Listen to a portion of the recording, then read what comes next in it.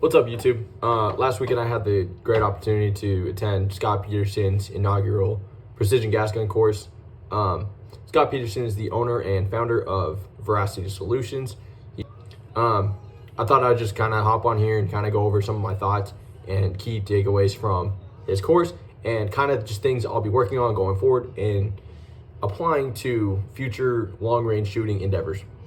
The first thing I'm going to go over is gear and what having the right gear and the gear I took to the course.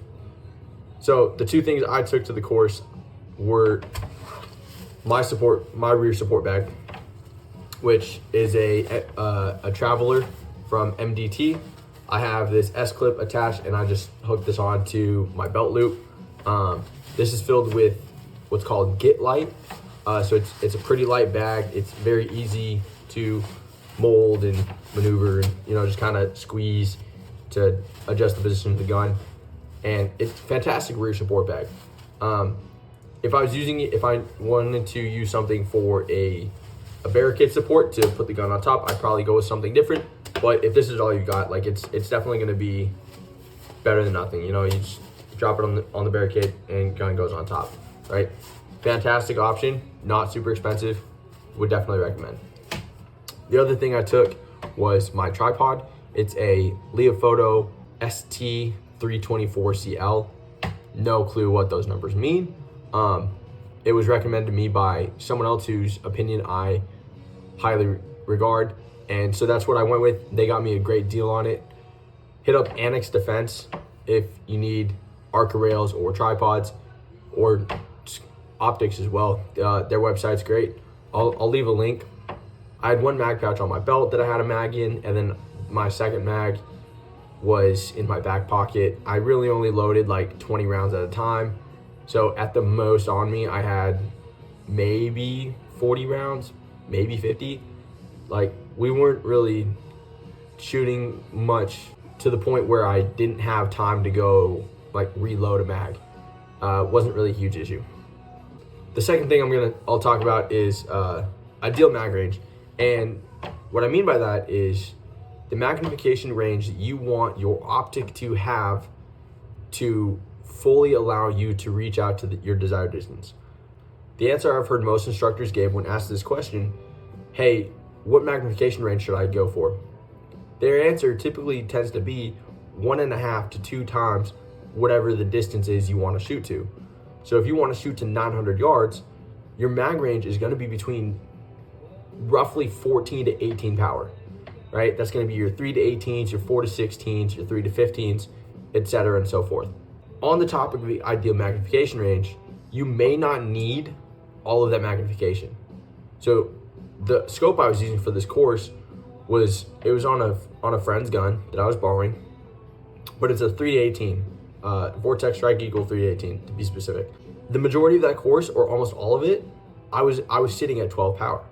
I didn't need the 16, the 18, the 17, whatever the fuck, right? 12 gave me enough magnification to see my target and to accurately engage my target, but also gave me enough field of view to transfer easily from a target on the far right side to the far left side without too much issues. Maybe I had to zoom out a little bit, but not by much. For the most part, I was at 12 power. I think once or twice I dipped down to maybe 10 power, but aside from that, that was perfectly fine for me. The last thing I'll talk about is building a position.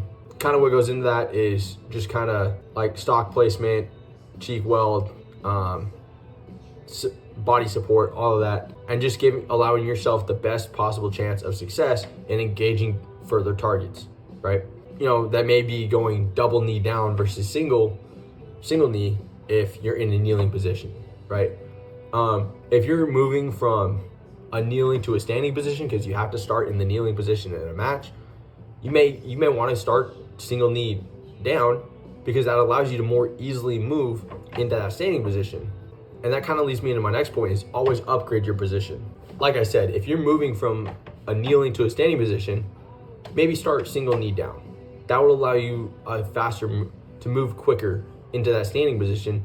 But once you're in that standing position, rather than like offsetting yourself and blading to the target and like having some weird offset stance, square up to the gun, square up to the target, widen your stance, and get down behind, lean over slightly to get down behind the gun. That was kind of a new concept for me. I don't shoot supported standing very often or supported kneeling. So that's why it's one of my takeaway points and something that I'll be working on going forward. And this is something that you can work in dry fire. You don't even have to go to the range to do this. You can practice this in your living room. Oh, your counter only goes up to your chest. Oh, perfect. Like, you know, you have to adjust a little bit. Oh, you have a dining room chair. Like, well, there you go. That's multiple positions you can work on. So, all of that being said, I have a lot more thoughts running around on that course and just things that I'll work on. But that's kind of the things that I thought I would share with all y'all. If you're a new shooter and you're new to the channel, please consider liking, subscribing, and leaving a comment. Ring the notification bell if you want. It doesn't really bother me if you don't.